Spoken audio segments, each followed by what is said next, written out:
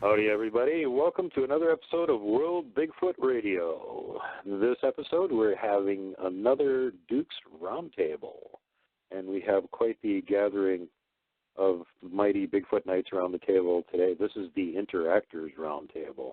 Everybody that's on the roundtable, except for me, has had actual close interaction with Bigfoot. So with that, let me introduce our guest. Welcome back, Kevin. Hey, thanks for having me again, Duke. Glad to get you guys all together here. And, of course, next we have somebody who is still occasionally having interactions with Scooter, and that's Taylor. Welcome to the show, Taylor. Hey, everybody, what's going on? Right, glad to have me back. Yeah, glad to have you back and glad to be able to do this, and the person that's really making it all possible. So welcome to the show, Khat Hansen. Thank you. All righty. So, That's like Bear it. says, if he's out in the field and he disappears at some point, just go look around where he disappeared and find the knife on the ground with the blood on it. You may not find him, but you'll find the knife with the blood on it somewhere. And a big pile of crap. That's it exactly. I've told my own children that. Look for the pile of crap with the headscarf on. You'll know it's me. Yeah. And I mean a big pile. Because I get scared about it, I tell you. People don't understand. Even like where me and Scooter are in our relationship, which is nothing, but, I mean, it is something to us, me and him. But I still tremble once in a while when I first get that first glimpse of him, you know, and will I ever overcome that? I mean, I don't think so. Every time that I'd head back up on my motorcycle, I'm like, why am I going up here again? Especially after I'd see Glag do something that scared the crap out of me. But yet I went back. I mean, when you showed up, though, he was bigger, which had to also be a little bit startling. Yeah, is that the same one? Yeah, he looks the same, but he seems to be bigger. There was, you know, to my little puny human mind, as you know, watching him after he brought the deer in and then he ripped it apart after I built the fire. It's like, well, I guess he doesn't need a knife. That was terrifying, watching just the strength of this youngster, and then you know the fight going on in my head. Why am I going back up here? You know, he could accidentally rip my arm off, or he could rip me in half. But yet I went back because I was never afraid of him. I was always afraid of abilities. I guess what I'm trying to say. I never got, you know, a bad feeling from Glag ever. I'd been scared more times than I could count, but I never got that sense from him that he ever wanted to hurt me. It was always just I was afraid because something that I had seen just didn't compute.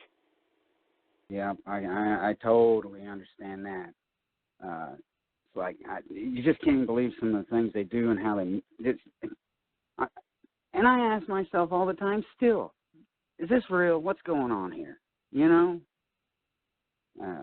it's hard for my puny little mind to get wrapped around. You talk about yours, Kev. Mine's raw. Yeah, but you're a little bit different situation there, Taylor. 2 years ago, you didn't think there was such a thing as Bigfoot, or a little bit longer than that. Very true. Very true. Sometimes it's so overwhelming. I mean, I don't know how you've done it for 50 years, Khat. I really don't, because I'll get scared. Okay, here's for instance, I had my pocket knife out and I was whittling, and he come up, and I didn't even know he was right there, and he grabbed it out of my hand, and I told Duke this story. I overreacted. I like yelled, you know, and it set him off, and I mean that. Oh my God, and he gained control of himself. But I'll tell you, I was scared to death, and because my reaction triggered a reaction out of him. You know, I don't think he would have hurt me, but I don't know. You know, at that moment, and you know, and they can go quick on you. I'll tell you, but I don't think he would hurt me. Go ahead. I don't think he would hurt you, no, but I think at the same time, you shocked him. You showed him something that he wasn't expecting. Because believe it or not, you guys have probably noticed this. They have a very do unto you, but do not do back to me sort of thing. Yes, I know. Yes. So for you to do that to him, he was like, wait a minute, what? It jars you because then you realize, what did I just do? Oh my heck, am I dead or what? Because they are like that, in a way, not a violent way, but they do not want surprises pulled on them. Exactly. That's what it sounded to me when Taylor told me initially about this. It just sounded like he had startled Scooter so bad that Scooter just reacted and had a chance to think about it. Right, because he's never had anybody do that to him. I agree. Well, they love scaring the crap out of you. Yes, but when they do. You scare the crap out of them, they don't like it. Yeah.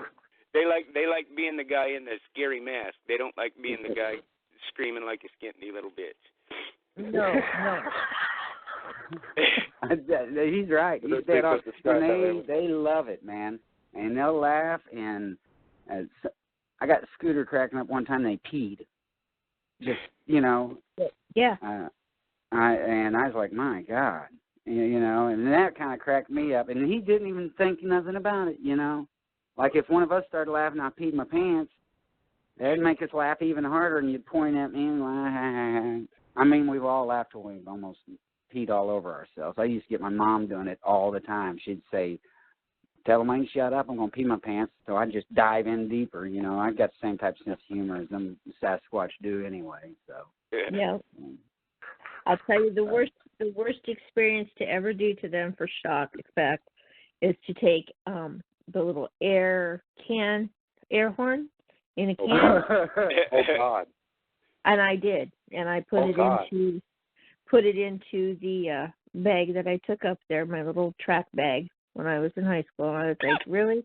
Took up some silly string, showed them that, and because they are very curious, but they also figure out how to work stuff real quick, And my God! Yep, that was the funniest thing. Still to this day, I laugh my butt off over it. But at the same time, the can went flying. You've got, 4 males standing there growling, hair standing on full end. I can see that. I can see the look of puzzlement on their face and just pissed off at the same time. Well, the thing that kicked me off was he walked over and stomped on it. He was like, okay, we're done. They're all doing the cat thing where their hair's standing straight out, puffed up, and freaked out with their eyes big. That's scary looking, too. That is. It is. Because when the white one and Scooter were doing it, they puffed up like a cat. And, from the ankle to the top of the head. Exactly. When Glegg came across the clearing the night that he went up the tree with me, he was bigger. The biggest that I'd ever seen him was when he turned around and dropped all fours and came at me. And that, that half a second that it took him to cover that distance to get to me, that was the most terrifying half second of my life. But then I realized it wasn't for me when he grabbed me and we went up the tree we went. He did it to keep you safe. Yep. Exactly. The funny part about that is I have seen a baby that is a month old do that. Cock its head and listening, and at the same time, as soon as it did that, it didn't like what it was hearing, and it did the same thing with the hair bunching out from itself. It's a defensive mechanism on them, It makes them look bigger.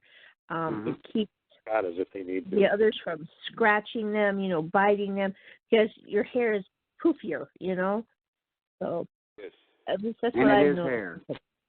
Yes, it's hair. It's not fur, and I get so angry with people when they say it's fur. It's not fur. No, it's not. It's hair. I've said fur before, and I'm like, why did I even say fur? And I think it's because I try to associate it with like an animal or something, which they're not, except when they're mad. It seems like. Well, fur hair, whatever. It's got a follicle. It's not moss. It's growing on them. That's right. That's Speaking right. of things that don't have follicles, you want to mention the thing about the white-haired one? Yeah.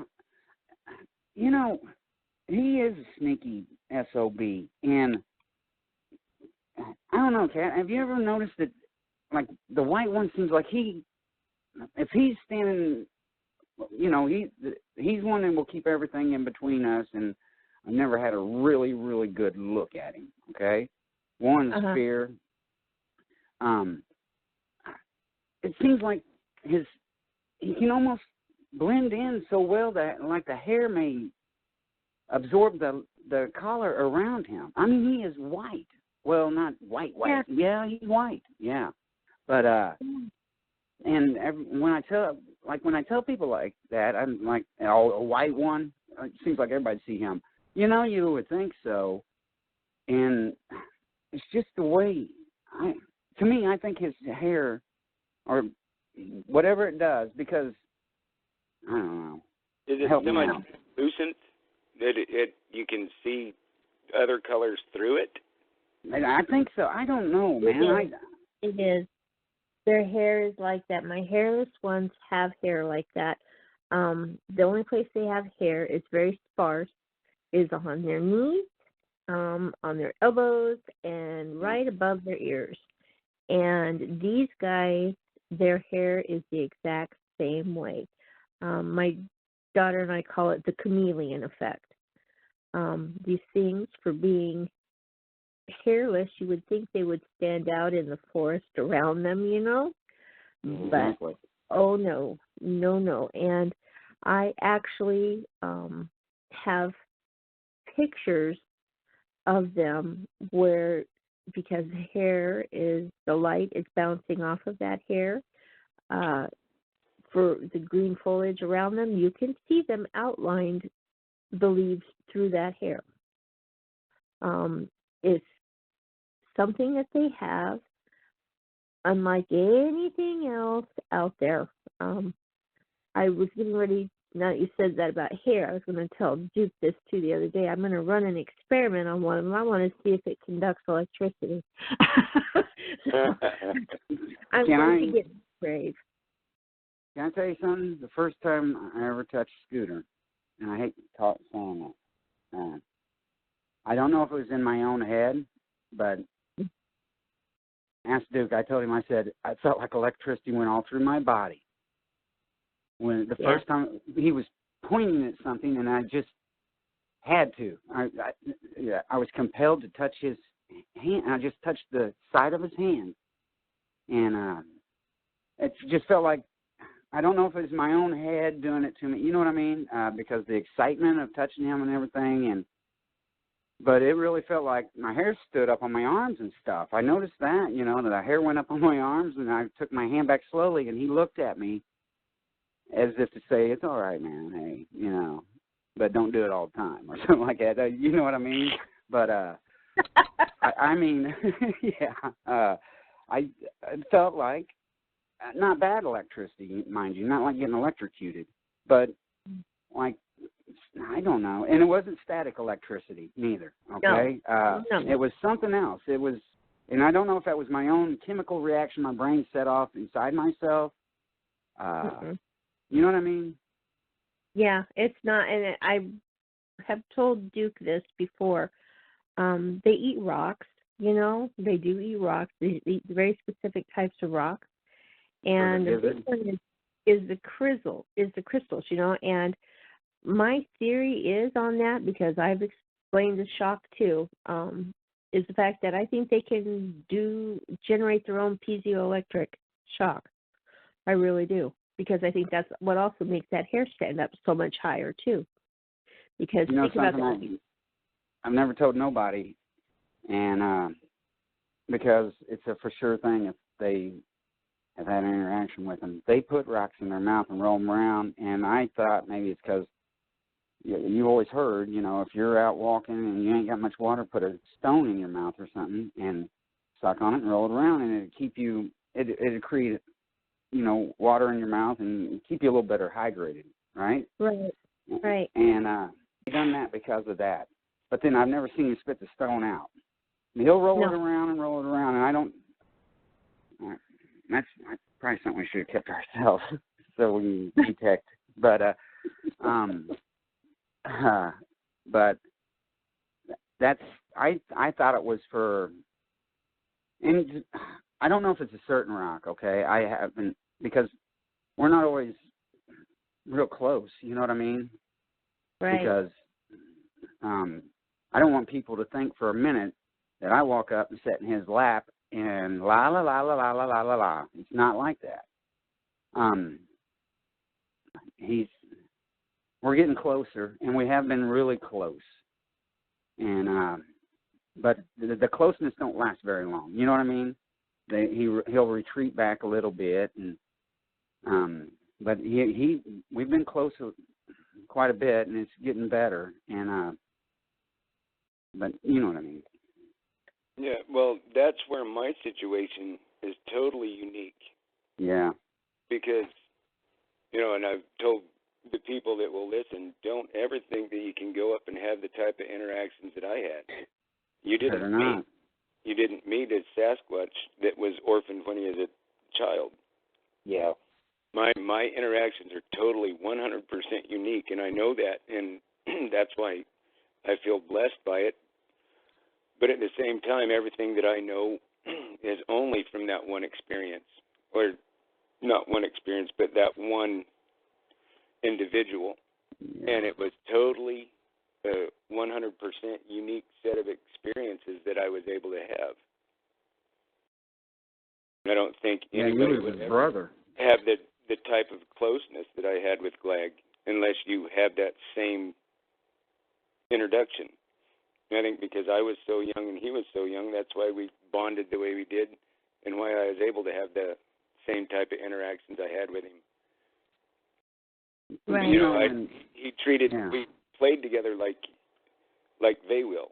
You know, the closeness, the touch, that was from day one. And I know that's totally unique to my situation, isn't it? Yeah, no kidding. You know, whenever I'd go back up there, he'd run right up to me and give me a big old hug. And then, I gotta breathe. You know, and you, what killed me, and I started crying, because where I've got to know you and stuff pretty good, Kev, is your last interaction with him, man. That's so sad. And he wouldn't let you hug him, and he's standoffish. We gotta see if we can't find him, man.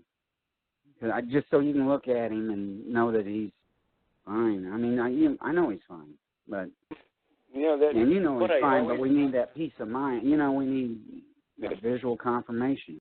I thought that I always wanted him to be able to get back in with his own people, but then as it started happening and it was going way too quick, I was like, I don't want this. I don't want this at all.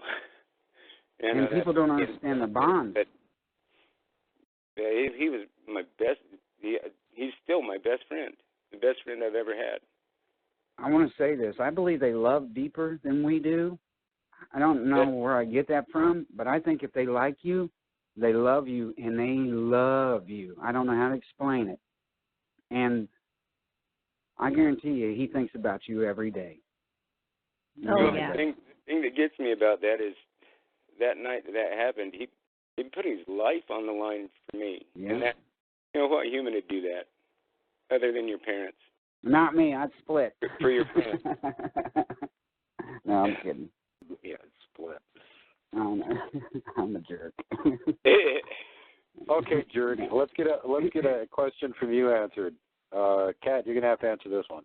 Taylor had something very interesting happen to him not that long ago, and it seemed like something weird was happening not too far away. He was hearing strange calls that he'd never heard before, and he was going to go check it out. The scooter actually stopped him doing it. Want to tell her that story? Yeah, I go over generally early in the morning, you know, Mm-hmm. the sun's coming up, and that's been our schedule. Butted right up against it.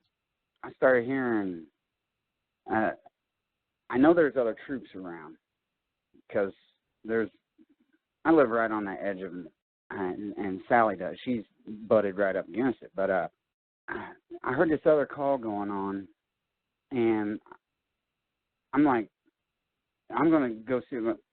I didn't even say it. I was getting up and leaving, and he started making noises, and then all of a sudden he said, "Mushka, mushka." And I don't know if I'm doing it right. Mushka. Just deep, fast and loud, and that's all. I don't even know if I'm saying it right, and I don't know what that word means. And I asked Duke. I said, "What the heck does? Ask Khat what this means." Mushka. I'm pretty sure that's what it sounded Russian to me, and that's the only thing I can attribute it to. He said a few things. I used to weld with Russian in Ukraine, and I learned how to speak Russian a little bit. Just work stuff basically, but. The dialect and the vernacular of it sound like Russian to me, which I don't know, but whatever. But the word I believe is mushka. Okay, and when M-O-O, huh? Go ahead. Mooshka. Hey, they burnt down third grade to get me out of school. You're lucky if I can spell it. And Duke was trying to get me spelled. I'm like, man, I can't spell my own name. But it sounds like M-O-O. What did you come up with, Duke? Pretty much what Khat just came up with. I think that's it, right? Mooshka. Mushka. Yeah, Mushka. that's Mushka. Yeah, it's and got that. Did he try to make you stay, or did he try to put you behind him? He was wanting me to stay. He come at me, and that scared me too, because he physically stood up and was coming, and reaching for me, and then he seen the terror in my eyes, and he kind of backed up, and you know what I mean? He saw that I got scared all of a sudden, which I'm 5'7", weigh 24 pounds, and I'm easily frightened, and that's how I feel. Huh? You're 5'2". Yeah. Yeah. Sorry. But exaggerating.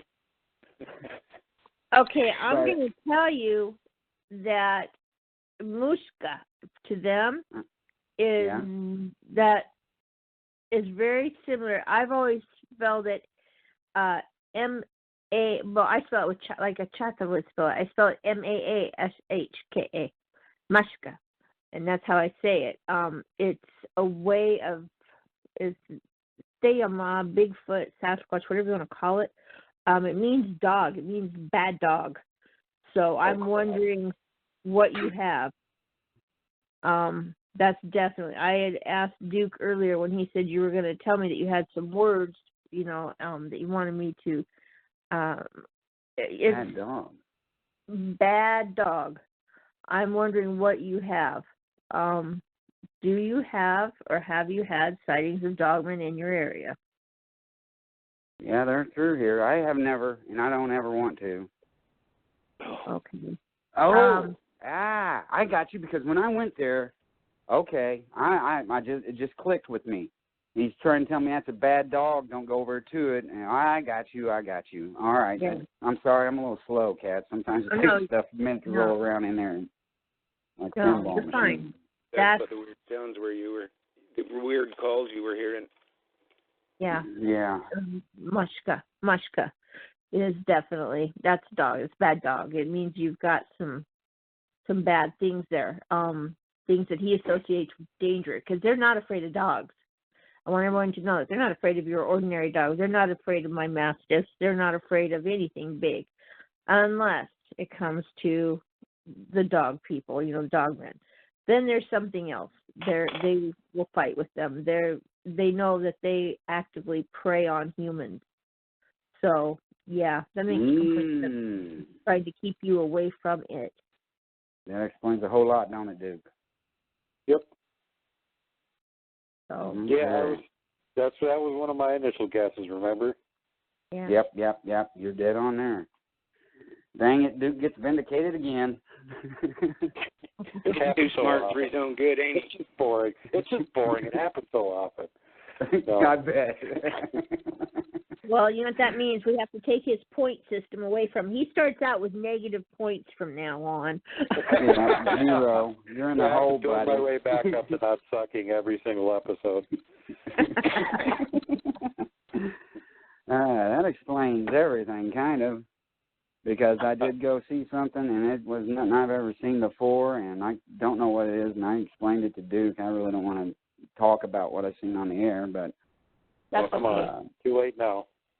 I could just make it look like, I don't know, it looked like it was cloaking or something. I don't know how to explain it. I could see its eyes. Its eyes never disappeared. It was like an amber, reddish.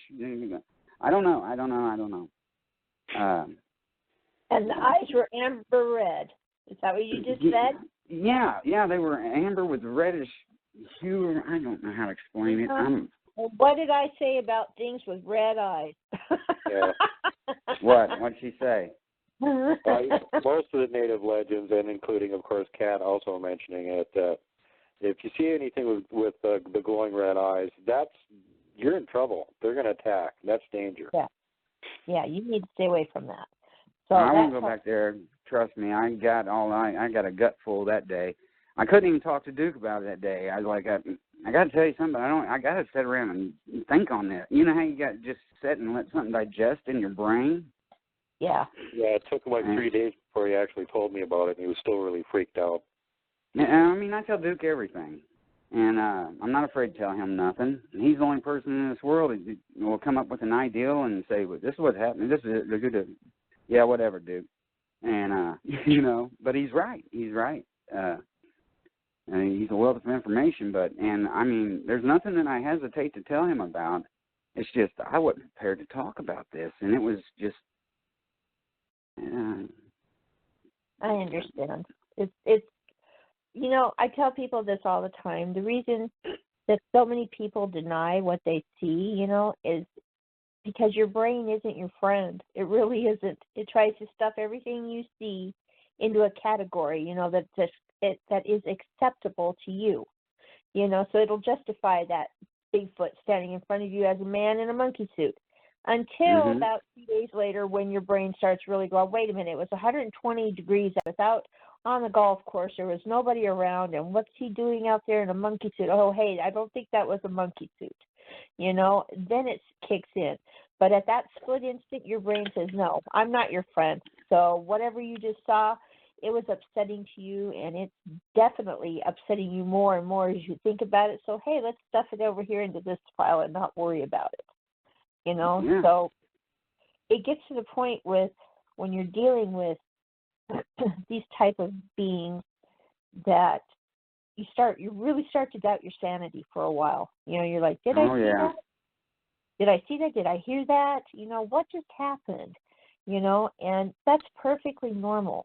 People don't want to say that that's normal, but it really is. It's normal. I mean, I still get it because I've shown some things to do. It's like, it just makes you sit there and scratch your head. You're like, what the heck? But at the same time, was it there when I, happened to snap that picture? Yeah, it was standing right there in front of me. Did I smell it? Yep. Did I see it? Yep. Did I hear it? Oh, yeah. Is there a picture of it? Oh, yeah.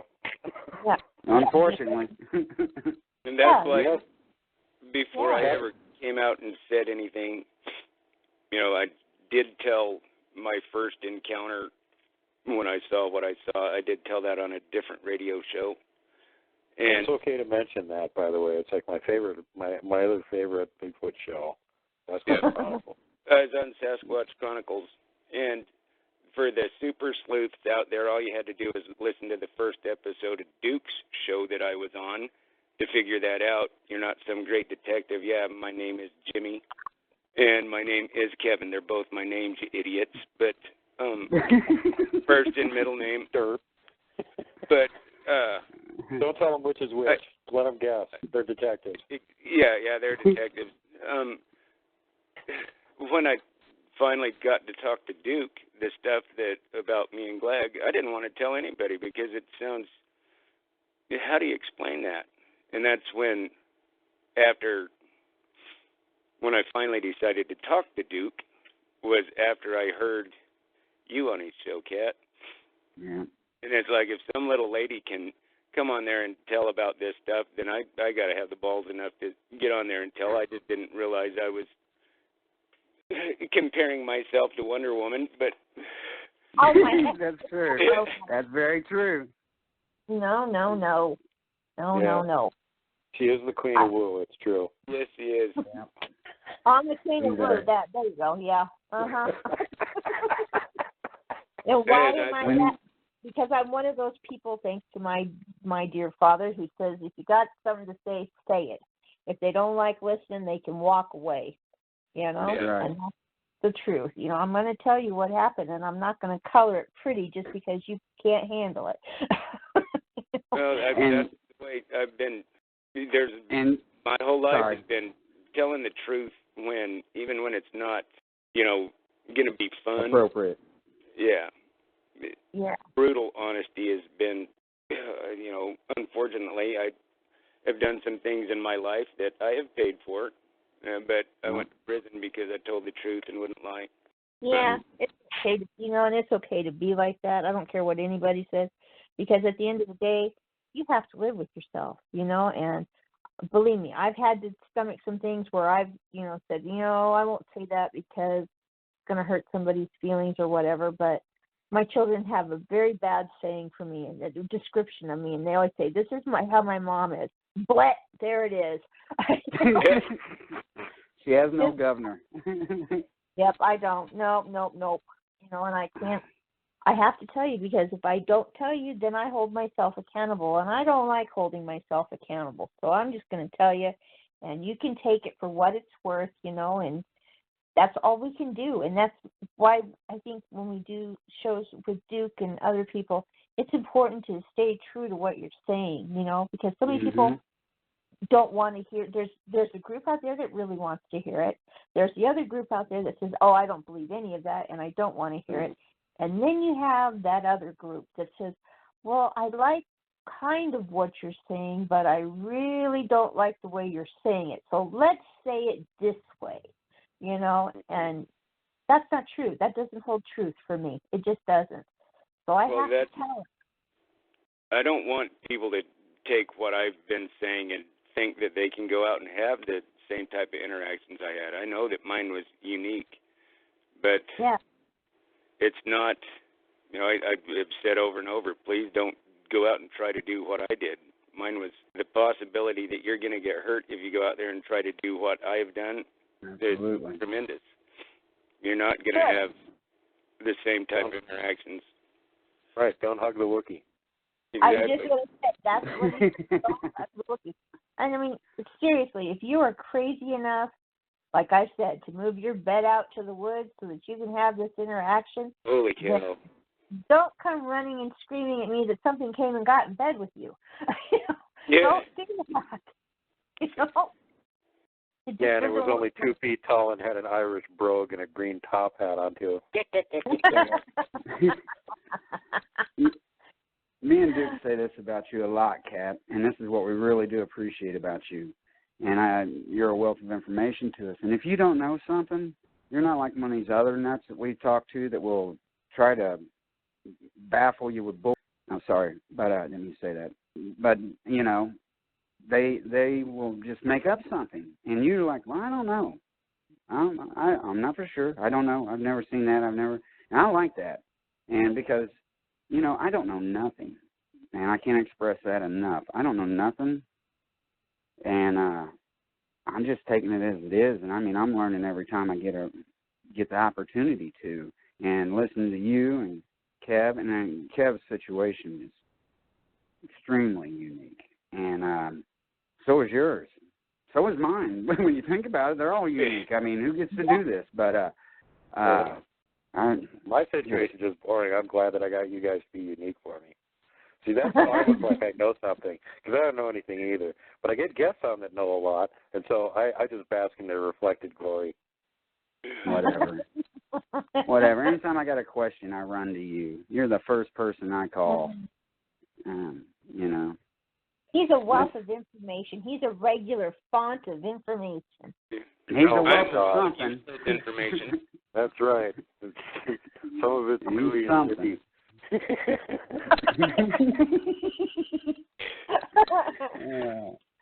Hey, nobody's perfect. Nobody knows everything. I'm not that damn smart. The only virtue I have on this whole thing is that I just have been at it so consistently for so many years. I've gathered up so much information. At some point, some of it started sinking in, and I actually started learning things. And occasionally, I even remember them and can tell people things. So that's what I'm going. That's like, I called you and the Enoch stuff I was asking about, and boom, within 3 or 4 hours, he's got me too much to read, sending me links to everything, and helping me, and good guy. Yes, something I wanted to say is knowing what I know, and I know everything that I know about Sasquatch is totally unique, but there's things that I have heard listening to interviews on the radio, and was 2 people that I wanted to talk to after, the 3 or 4 years that I started listening to anything I could find on Bigfoot when I started thinking about it again. And there's only 2 people that I ever wanted to actually talk to, and I'm talking to them right now. And it's because there's things that you hear when you're listening to somebody talk on an interview. Yeah, well, other than Duke. Duke is the one that I wanted to tell my story to after thinking about it for about a year, and then it took forever to get in touch with him, and then took him about 6 months to convince me to come on here. But there's things that you say, Khat, and there's things that Taylor said that instantly I know you had the same. How do I word that? I knew from what I heard on the interview that it was real. What you're saying is real. Does that make sense? And there's only ever been 2 people that I wanted to talk to about the interactions that I had and the situations that I was in and what I've seen. And you guys don't know how much this means to me. This is the 2 people I wanted to talk to. Me too. It means a lot to me. Get to talk to Kevin and Khat both. Me and Kevin's been talking about once a week here lately, and it's always, and we hardly ever talk about Sasquatch or anything. We're just all over the place talking about everything, After the first 30 seconds of talking about Sasquatch, it's like, okay, he knows exactly what I know. Maybe not exactly, but I know that he's telling the truth about Sasquatch, and he knew that I was telling the truth, and we didn't have to discuss it any further. We went on to try to trick each other or trip each other up or do anything stupid like that, There's just little things that you hear somebody say that they've seen it. I don't know if that makes sense, but I hope it does to you guys.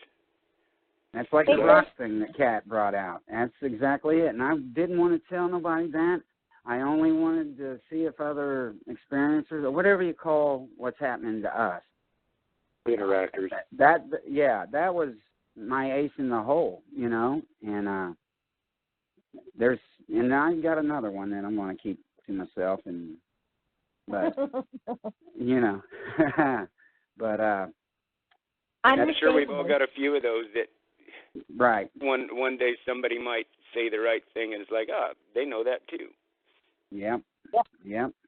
Exactly. And I've said that many times. I keep things to myself, on certain things, and that's how I can instantly tell when someone's pulling my leg. It's like just throw out a fishing line and watch them, and usually they'll take it and then they start to embellish on it, and then it goes off into left field, and I haven't heard that when I listened to your stories. I didn't hear that with either of you guys. I didn't hear that. What I heard was a thread, a common thread, and that's, I'm very happy that Duke arranged this for us, because you're not kidding. I think we don't get to meet other people that have that sense about them, because either A, they stay hidden because they don't want the rest of the world to know, or B, they're not telling the truth. So, but it took me so long. I thought, who in the hell is going to believe me? I thought that I was the only one that had ever had this type of interaction. And it wasn't until I heard you come on that it's like, holy crap, there's somebody else that's had the same thing that I've had. Yep. Dang, and she's 10,000 times more than I ever had. You guys realize as we sit around the round table here having the second Duke's roundtable discussion that you 3 are the 3 musketeers of the WBRI, the World Bigfoot Radio Interactors. You got the Lonely Club. And that's the funny thing is, I'm nobody. Yeah, I'm not me too. some great person that's done tremendous things for the world. No, But not me neither. Yeah, me neither. Well, I am. I don't know about you two, but I am. Finally. At least one of us doesn't suck. Well, I was going to say we're sitting around the round table, then I want to be King Arthur, okay? Duke That's can right. do it. Queen Arthur. Yeah, I want Yeah, exactly. I want the big sword to smack people with. Right on. She's so violent. Well, technically, there's no king in this kingdom. He's an absentee king, and I'm just ruling part of it in his stead as the Duke and keeping control of his lands for him and keeping chaos from breaking out in the meantime. You're and that's the Duke's job. What's his name of Gondor? The steward of Gondor. The steward of Gondor. Yeah, not quite so nutty though, but yeah. Well, yeah, you are. Deal with it.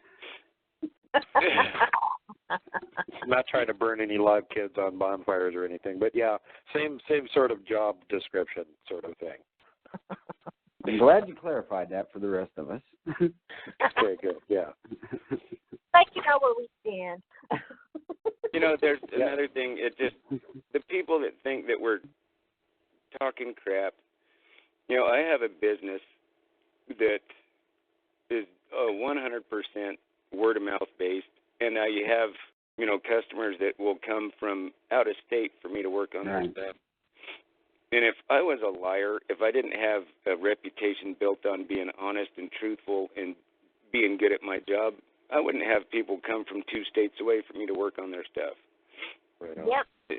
For what that's worth, I know I'm just saying it. You don't actually know who I am unless you know me, but it's free information. It's a free world. There's so much out on the Internet. You can find me on the Internet and find out that that's true. I have customers that come from the state just south of me. There's a customer that comes from 2 states away for me to work on his race car. And that means a lot to me. And that I wouldn't have the reputation I have in the field that I work in if I was a lying piece of crap. No. Yep. Taylor's another example of that. He has to go run around and purchase things for rich individuals that are actually relying on him to verify that they're factual items before they spend the money on them. So his veracity is 100% on the line all the time, every time he goes and does that job. I think that adds to the fact that it shows that we're very diversified here. We're a diverse group here, and if we can have interactions, that tells you that maybe somewhere out there are other people that are having them, and maybe there are. They can step forward or get a little bit of courage there under their belt and say, you know what, I have had it too. And if they do that, then it's not just us 3 verifying each other. Then we actually can build like a knowledge base here. That's what I'm hoping. That's because of what I know, what little bit there is that I know. Maybe somebody can use it eventually. And you put all of it together, and that builds a broader picture of what these beings are and how I don't think they want the interaction with humans like most humans are going to want with them. They want to be left alone. But, to differentiate between the ones that it would be possible to have a relationship with and the ones that are going to eat you if they see you, and, knowing which ones are around, if that makes any sense. Knowing which ones it's all right to be near, and which ones you need to totally 100% avoid. But maybe someday somebody can use what I have seen and what I know to help. In whatever way. I'm sorry. What I was going to say is all our interactions are totally different. Kevin, you helped raise one. Khat, you've been raised by him, and I'm just lucky enough to let one get close enough, I mean, Khat's, her interaction with him is out of this world. All of them are. All 3, I mean, it's crazy. But, I mean, each one of us has a different look at it. You know what I mean? You guys follow what I'm saying? I'm not good at communicating my ideals sometimes. All of our experiences are totally different, but there's the common thread that runs through there that I know you're telling the truth, and I know that Khat's telling the truth. Right. Yep. I'd be willing to bet there's a lot of people out there that have had ongoing interactions that are just on a lower key scale. So to them, it doesn't seem like it would be worth trying to tell the story and anybody'd really believe them anyway. You know, like there's been one around the property for 20 or 30 years. I've seen it standing out there looking at me a few times. It likes to eat the apples off the trees in the backyard during the fall. Blah, blah, blah, blah, blah. You know, well, that's interaction. It's not direct interaction or anything, but it is interaction. There's a lot of people that are experiencing things like that. Yep. And you remember Bear's first interaction he had with him, the one that was out catching fireflies, and the one was wanting to come up and play with him. Yeah. I mean, if Papa wouldn't come out there yelling at it to go away or whatever, who knows? You know, he could have had a cat interaction with him. You know what I mean? Yep. Because to me, it sounds like that one was coming up, and it just him and his brother and sister. Right. That to me now, you know, I don't know, but you can tell on their face what their intentions are, and that's all I mean, you guys know it. Yeah. You can, and if it's coming up like that, the way he explained it, and what I'm taking away from it, you know, he could have, if Grandpa wouldn't come out there yelling and waving his hands, and you know, which I understand Grandpa's point of it too. I totally understand what Grandpa was scared about. But you're right. If he hadn't interfered, the thing might have just come running up and played with him for a while. Right. And you who knows? But sorry to interrupt anybody, but that was just preying on my mind. No, you're I wondered that when I heard that story also. What would have happened if his grandpa wouldn't have stepped in? That juvenile Sasquatch, I think, just wanted to have fun. They were out there catching fireflies. Yeah. And once again, that's just another example of just how much, in certain ways, how much like us they really are. They have the same sort of sense of play, of curiosity, and that sort of thing that we have. Well, it's like on a playground, you can have a black child, a white child, and a Hispanic child all out there playing together. They don't notice color. They're just out there playing, having fun. Right. And it's not until their parents get in that they start interjecting their prejudices, and as the children get older. But when they're kids, they're kids. Doesn't matter what color you are. They're kids. You're 100% like right. Your very first interaction, Khat, I believe. Yep. He's just another little kid. You know, I think dirty he was, kid. A hippie kid. Dirty local hippie kid from the commune, apparently. And I know those that exact style. I can see that. You know, and that's what he looked like, you know, and there again, as I got older, I grew up with him. You know, I grew up with him. And what you're talking about, children playing, he and I used to sit there and do the same exact thing. He showed me something that I didn't know. I could sit there in my creek, okay, and we had crawdads in the creek, you know, that would live under the bank, and I would sit there and try to grab them, and every time I'd try to grab them, they'd scoot away, you know. He was like, you're being dumb. You're being dumb. All you got to do is stick your finger in the water and wiggle it around. He wiggled around. He got nailed. He snatched that crawdad up so fast, and away he went with it. I was like, that sucks. I need to learn to do that, you know. So once he showed me how to do it, it turned into me teaching my children, you know, how to tickle fish, tickle catfish, you know, and make them do it. We go one, you know, show them things that they showed me, you know, and it's all about just letting our guard down as children. You know, we didn't realize that they were different. You know, you don't realize that. Sure, they're big kids. They're bigger, you know, they start to outgrow us real quick, but they still do the same things. They laugh over jokes. I mean, and they do pull jokes on it. They think it's funny, you know, pranks to do stuff. Yes. They get mad, you know, upset with each other, annoyed, you know, all sorts of things. And they're very similar to us, you know, and that's what I always tell people. I am my brother's keeper. You know, I have people contact me all the time and say, well, will you take me up and show me where they're at? No, I don't know you, and why would I do that? You know, I don't know. What are you going to do? Why would I destroy the trust that they have with me? Yeah. Right, and it will affect that trust. I'm going to tell you what, right now.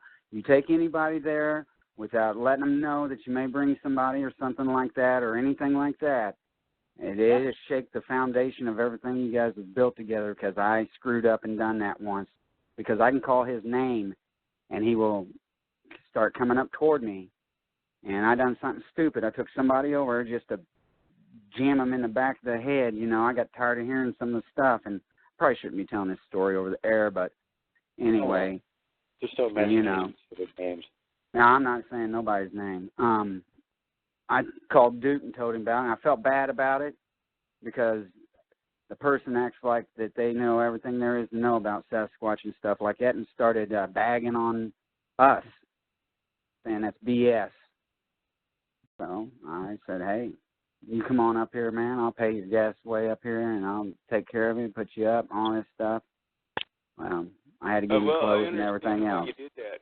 I totally do. That's why I'll never do that wish again. I wouldn't have done it like I did it, but the people that, I didn't tell anybody about Glag, but the people that, when you start talking about Bigfoot, think you're crazy. That's why I'd hop on my motorcycle and take people up to the road that we call the Gauntlet. Oh, yeah, where they bust rocks at you. Yeah, and then they would lots of boulders flung at you while you're trying to go at top speed and not get killed. Exactly. That's crazy, man. That's why I did that all the time. So I understand why you did it. You get sick of the people out there saying you're lying. You get sick of the people out there that think they, I can understand. I just understand why you did it. But listen, I'd give $1 million if I could take it back. And it's took a long time to get Scooter where he would trust me again. And I mean, it just took a while to build that back. I mean, we ain't had a relationship that long anyway, but that set it off. That detoured it for a while, and it's probably kept it to where I screwed up, man. Don't do that. If you do have a buddy, a Sasquatch buddy, do not do that. Learn from my mistakes. It also speaks to their, to when you do have a situation like yours, is how much it means. That's why I've told you when we've talked before that how special your interaction with Scooter is, because you were able to come back from that, and he's, you still have the interaction that you do have is because you were able to get past that. He's good enough friends that he forgave you even though you screwed up. Yeah. Which again tells you something, that they're not like, they're not even like animals, they're more like people are, which puts them 2 steps away from this. They're not toys. They're not our toys for us to play with and do whatever we want to with them. They're not humans, but they're people like we are, and they deserve at least that much respect, and just don't screw around with them. That's right. You're right. And dishonesty, they don't even know, and that's not in their realm of thinking, because they're not that way, and that hurt him, and it hurt me, and I'll never do that again, and I feel bad about it, and I mean, to where it almost brings me to tears, because I love that guy, and there's no concept of a lie in their psyche. Lies, or it's not even anything that they... Well, and Scooter really loves Taylor, too, because, like, look at when Taylor was in the hospital getting his heart fixed. Yes. Scooter was coming up on the property freaking out all the time. Crying, Sally said. He was up there saying my name crying. And I just, he loves me. Tell you that what you have, that's very special. What you and Khat have is very special. We're gonna reunite you or something. Or I just want you to see him, and we're gonna do that. Duke's got it. We'll get it done, man. I promise. Yeah, I don't generally promise things. We're trying to get Team Glag Quest 2018 put together here and figure out somebody to help us fund this whole thing and try and take Kevin out into the wilds of Idaho and find Glag again. The people out there that don't want anything known about Bigfoot, I know that there's bad people out there that I just don't want a chance on. Right. And that's why I don't know how to say it, but that's my concern. Wait, what? There's bad people? That When did this happen? cause something bad to happen to Glenn. Where? That would kill me. No. That's why I don't say Scooter's real name over the air, because I know he would be able to differentiate between my voice and your voice and somebody saying it, but still, I don't. To me, that would be just doing that trust in again. You know what I mean? And if someone was out in the woods and, God forbid, I hope nobody ever goes out there yelling Glag or Scooter, you know. Well, nobody's going to. How nebulous we've been about, hell, I don't even know where the hell he is. You know, how is anybody else going to figure out where the hell he is? Well, remember, I'm lying. You can go wander around, 50-mile square block of mountains yelling Glag. I don't think you're ever going to find anything. Well, probably not. And if he does hear it and he does come, you won't see him. You know what I mean? If somebody did go up there, I guarantee you they'd never get their eyes on him unless it was his decision. Yeah. Right, exactly. That's what I meant by that. Yeah, you can probably come take a look on the internet. If you listen to all the nasty comments, I'm lying. So don't even go up there because I'm fibbing. It doesn't exist. It's all. I have an imagination better than all of Hollywood has ever had to tell this story. I need to start writing movies, don't I? Yeah. Man, they could have really used your help on that stinky new Star Wars movie where they ruined the franchise once and for all. Not that I'm giving my opinion or anything. No, you wouldn't Mark do that. Hamill, who's a huge sci-fi aficionado and does the voice of the Joker on all the Batman shows and stuff, says it totally rots and they ruined his character and they destroyed the franchise. So just take it from him. Don't even listen to me. I know. I'm in the same boat. Totally agree. Cap, anything to add to the Star Wars discussion here, Cap? No. We'll turn them all off. I don't know about Star Wars. I like Jawas. That's what I like. Yeah. I have never seen Star Wars or any of them. Good. Not even the first one. I don't know how I've missed it, and I tell people that, and they're like, what? Yeah. You've never seen Star Wars? They got a space Bigfoot in that movie. You should watch it. Yeah, I've seen Chewbacca. I mean, I'm familiar with characters and stuff like that and all. I mean, how can she not be in this world today? But I just never seen it, and maybe I'll watch it with you guys. I got figured out what's wrong with Taylor. He hasn't ever watched Star Wars. Yeah, no kidding. There's a lot wrong with Taylor. Just stick with episodes 4, 5, and 6, and you'll be fine. You can ignore all the rest of them. But no, I'll tell you what, Kev, I was so worried when I first told my encounter, my LBL experience on Sasquatch Chronicles. I was really messed up, and I mean, I reported it quick, too, didn't I, dude? Like in a week or something like that. It was real shortly after it happened. I remember Wes telling me that you broke down in tears a couple of times even trying to tell it. You were so freaked out. I couldn't. I mean, and you know what? It took a year before I could listen to that whole episode, and that's the truth. I'd start to listen to it, and I'd get sick and start. Now, I'm telling you, it took a while for I could go out at night, too. And Duke, that's when me and him started interacting with each other, I guess you could say. And he helped me a lot. And, I mean, Duke helped me a lot. And Eddie Moreland did, another good friend of mine. Right on, shout out to Eddie. Hey, Eddie. Hey, Eddie.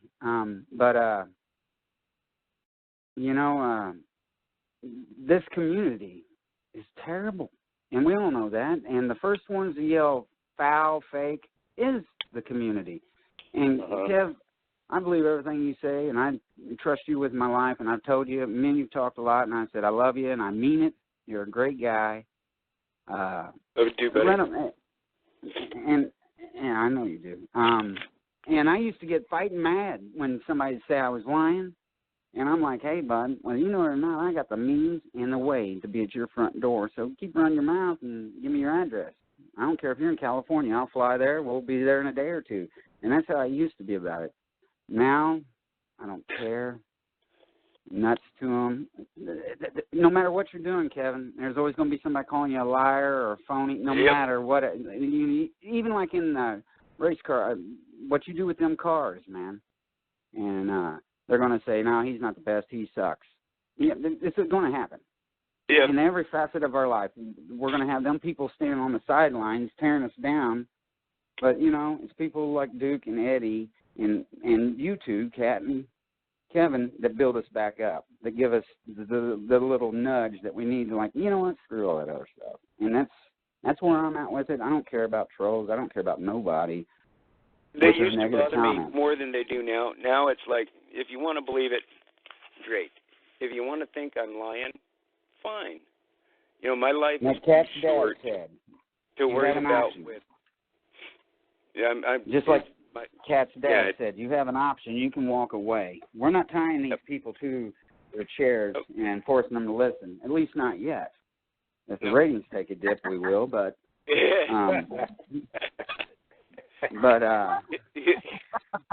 don't see that happening anytime soon with guys like you coming on the show. But, you know, don't... And Khat, you probably know better than any of us, the ridicule and... 50 years, for God's sakes, the stuff you must know, and I'm 2 years into this, and I was lucky that a woman took me under her wing and took me to her property, because I was wearing a Bigfoot shirt. It says, hide and seek champion of the world, or, you know, one of them shirts, and at the restaurant, and she's like, you believe in that, Hoss? And I gave her that stupid line, I don't believe I'm a knower, dude. You know, and she's like...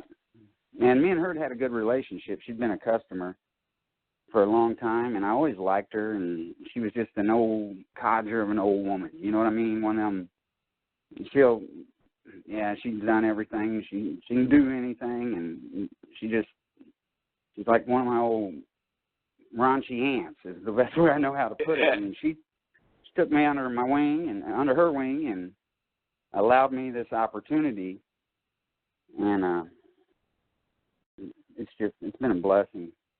Whether I have good days or bad days with it, it has been a blessing. It's opened my eyes to everything. It changes your life, doesn't it? Huh? Yep. It changes your life, doesn't it? Oh, in more ways than one. It sure does. But, definitely changes your perception of what is reality. There's no question about that. Yeah. Now, there's something for Khat. I've just been curious. Well, you know, I didn't think I would ever forget what Glag called me, but as I said on the air, I never planned on having a stroke either. But I can't for the life of me remember what Glag used to call me. Oh. I'm sorry. That's a bad one. I'm sorry. Yeah, me too. Yeah. And I had no clue, or I never thought that I would ever forget it. But hopefully one of these days it'll come back to me. Talking with Duke. Kind of work for Buddy or something like that, Khat? For Buddy, it would be T'Challa is friend. You know, I'm your friend. Mine, they call me Teachy, which is little cat, because I was always up and down the trees. I was person tap dancing in the trees, you know, all the time. So that's what they named me, and they thought it was funny because my name, when I explained my name to them as a kid, they were like, oh, you know, they thought that was funny. So, but I bet they did, because, you know, they wouldn't name none of their children like cow or cat or dog, you know what I mean? And they're like, what's going on here? I could see that, and I guarantee you they cracked up over that. Yeah. Oh, yeah. Well, even the humans figured out you climb trees too much. They named you Khat. Yeah, that's, you know, like I was up in the top of the tree too much, you know. Like I said, they raised me simply because they were fascinated with the fact that I was a little female in a household full of men. They're like, what the heck is going on here? You know? So that was definitely their perspective on it. That was their take. They had to make sure that I was okay. And I'm telling you, they are super protective. You've said it, but I can't stress that enough. The reason people probably have bad experiences with them is because they've got too close to the women and the young, and they're around or something. You know what I mean? Because it's amazing. And, you know, the way they take care of one another. The overprotective side of them, I think that night Glag did what he did proves that beyond the shadow of a doubt. Yeah. Yeah. They're very, very protective. You know. You better never put eyes on their women and children because you're looking at them, everything's starting to ease toward you. They're going to start easing up on you. But, I mean, keep your eyes down. But it's different for you, though, Khat. Yes and no. You know, when Jess and I go at it, you know, we've gone at it. You know, think of it as best friends arguing, you know. We have gone at it. And usually I'll stare him down. But then once the stare starts, it ends up with that little bit where you reach the point where you're like, okay, I'm done doing this now, and I'm going to leave. Yeah, I know. Yeah. I've had that feeling once or twice. No, I get you.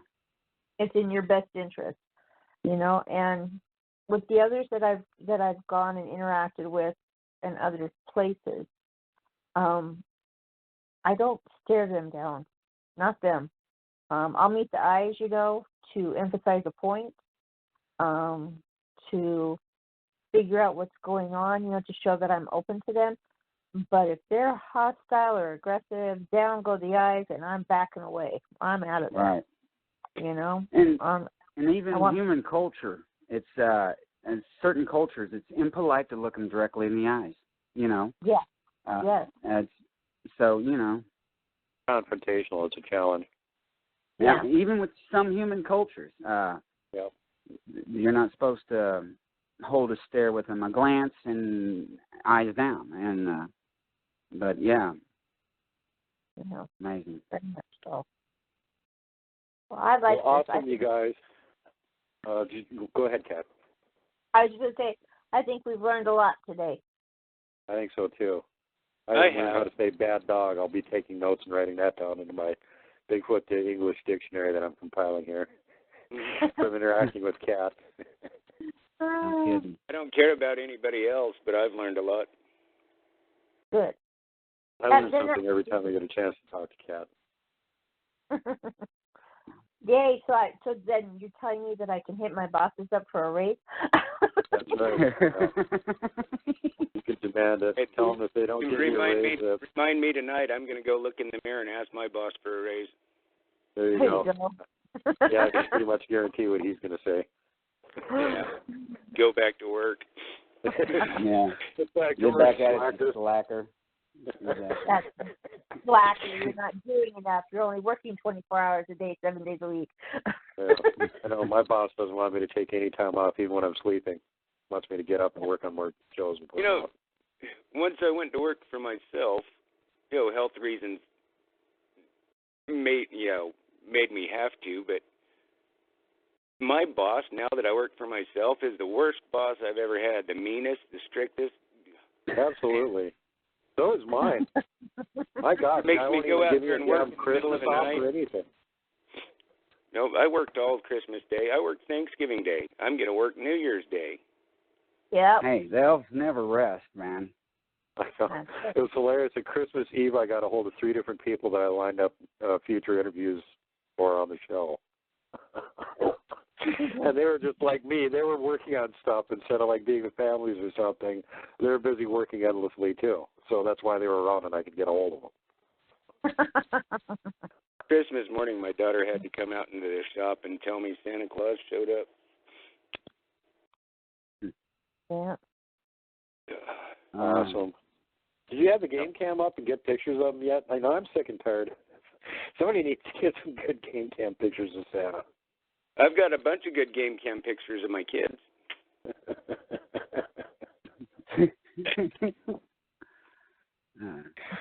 All right. Well, this has been one of the best I've ever. I mean, it's like interactive Duke show for me because I've listened to every Khat and Kevin episode a billion. I mean, not a lot. I listen to your guys' episodes over and over, and I mean, ask Duke. He'll call me once in a while, and I'll say, "You hear that crappy voice in the background? That's yours, buddy," because I play it all the time. And this is like, I don't know. This is my Christmas. I can't listen to that Kevin guy, so I haven't listened to any of the Kevin episodes on World. I don't blame you. No, I'm kidding. He's got that. I remember that first one. How do you guys stand listen to my voice? Yeah. I have got the hick voice down like you wouldn't believe. Fluent in Hickney's. Yep, I am. And I'm partially fluent in hillbilly. I'm a hickbilly. Hillbilly. One of the most difficult accent dialects that there is to speak, hickbilly. Yeah. I'm fluent in Appalachian. That's a nice way of saying it. But no, this has been awesome. Thanks, Duke, for arranging this. I appreciate it, man. And Cap, I love hearing anytime. I've been looking for more and more on you, and I just love hearing your interactions and all that stuff. It's been a privilege to be able to ask you what I've asked you, and then to hear you say things, and I'm like, oh, that's why they do that, you know?